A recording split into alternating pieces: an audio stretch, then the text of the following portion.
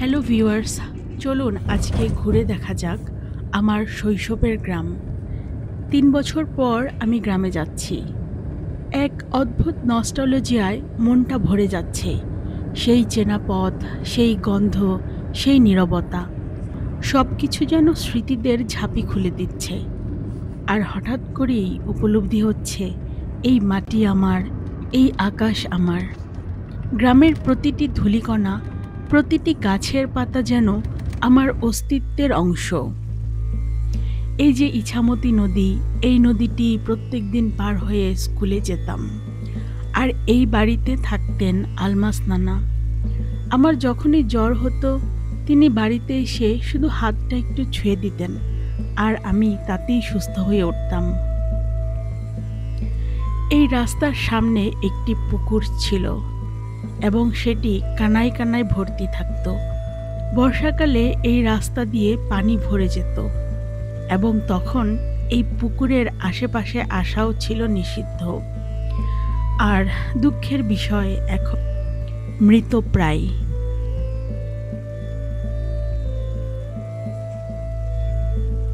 এই রাস্তাতে আমার বন্ধুদের সাথে আমি খেলতাম কাবাডি, ডাইরাকোট, ফুলটোক্কা, ইচিং বিচিং, গোল্লাছুট, কুমিরডাঙ্গা, আরও কত কী। আমাদের জন্য কিন্তু খেলার মাঠ ছিল না, এই রাস্তাটিই ছিল আমাদের খেলার জায়গা।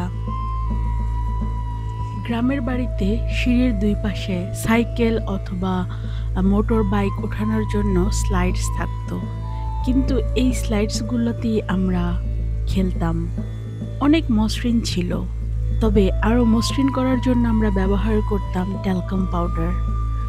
আর এই স্লাইডগুলোতে খেলে কত যে জামা ফ্রক ছিঁড়ে গেছে। সিমেন্টের তৈরি এই চেয়ারটিতে কত হাসি ঠাট্টা গল্পে মেতে উঠতাম।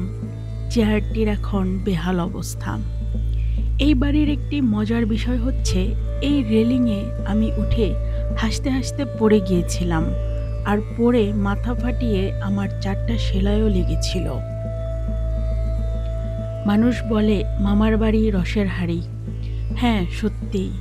নানির বাড়িতে আমি ছোটবেলার বেশ কিছু বছর কাটিয়েছি এবং এই বাড়িটি আমার খুব পছন্দের একটি জায়গা। অনেক অনেক স্মৃতি জড়িয়ে আছে আমার জীবনের।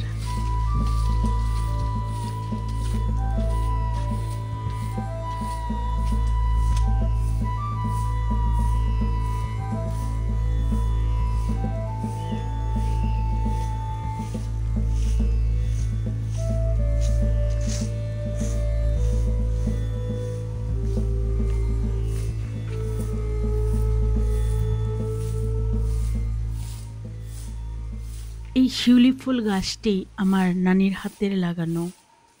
সকালে প্রতিদিন যখন ফুল পড়তো, নানি কুড়িয়ে ঘরে নিয়ে আসতো। নানির কথা আসলে খুবই মনে পড়ছে।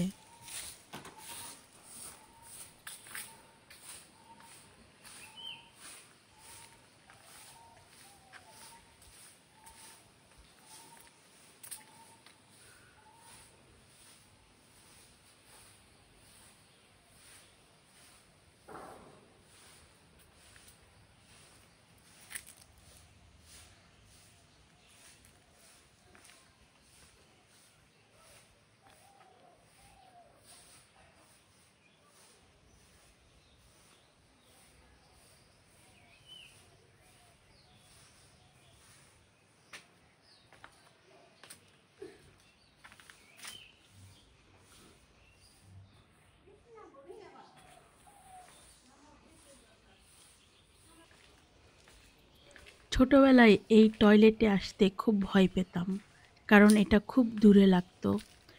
আর এই জায়গাটি ছিল আমাদের জন্য পারফেক্ট এক জায়গা চড়ুই ভাতি খেলার জন্য।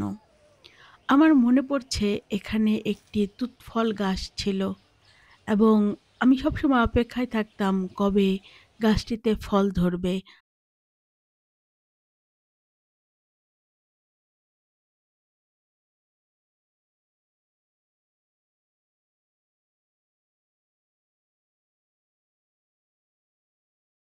চলুন ঘুরে দেখা যাক আমাদের বাড়ি। একটি বাড়িতে কেউ না থাকলে যেমন হওয়ার কথা আমাদের বাড়িটি ঠিক তেমনই। তবে বাড়ি যেমনই থাক, নিজের বাড়ি সবসময় আপন।